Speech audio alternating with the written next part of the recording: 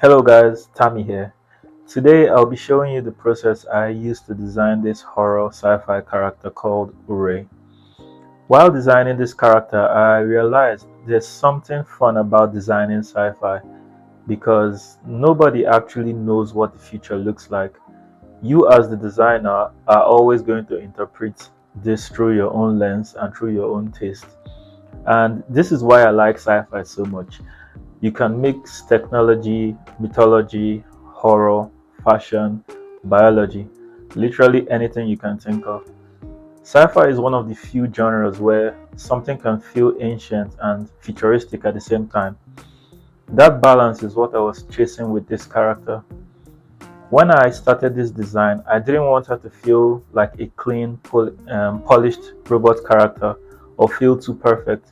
I wanted something that felt alive but wrong, like you're looking at a being that shouldn't exist but somehow evolved either way. So instead of starting with armor or gadgets, I started with a pose. I started with a dynamic pose. I already made up my mind on some aspects of the character. Like I knew she would have white hair, she would have a calm expression, then this massive nightmare creature wrapped around her.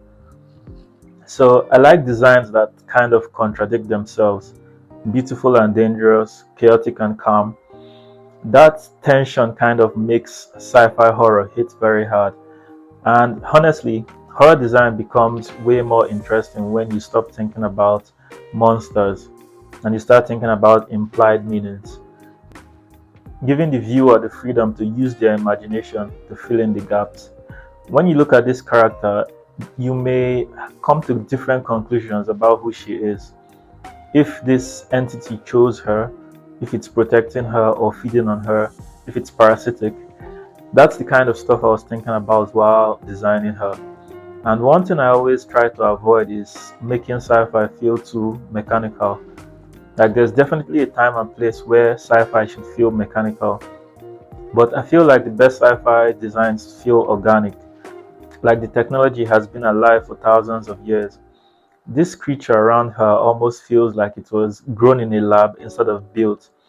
Even the shapes are flowing more like muscle or tendons, not hard surface machinery. I also love pushing silhouettes in horror because silhouette is what makes something instantly recognizable.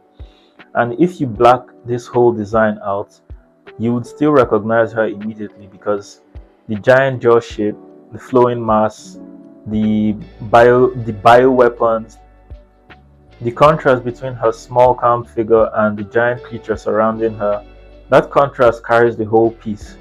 And I think this is why sci-fi horror is so addictive to design. You're not just designing a character, you're designing a feeling really, and a presence, something that feels like it came from a world with its own rules. And that's my favorite thing about art in general, honestly. You can make people feel like there's law without saying a single word or writing a single word. You can imply the history of a character, their habits, and even intent. The same way when you meet a person in real life, you may already subconsciously make some conclusions about their status or where they are from. So it's exactly the same in art. Storytelling is the one thing I've been figuring out how to apply more in my designs. And if you pay more attention to the movies or most of what you consume, you will realize that there's storytelling everywhere. So this was just a short process video showing you how I designed this character. You can leave whatever comments you have below, and I'll see you guys in the next one.